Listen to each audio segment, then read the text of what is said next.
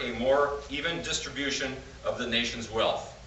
Currently, the poorest half of American families own only 2% of the nation's financial wealth.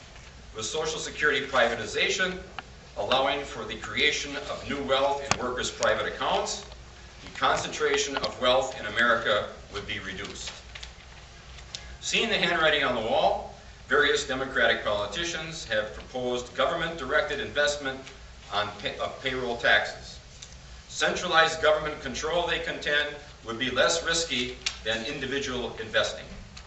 But former Federal Reserve Chairman Alan Greenspan advised against the idea of the government controlling billions of dollars in private investment. He warned that such an investment plan would lower the efficiency of capital allocation, reduce productivity growth, and hurt living standards.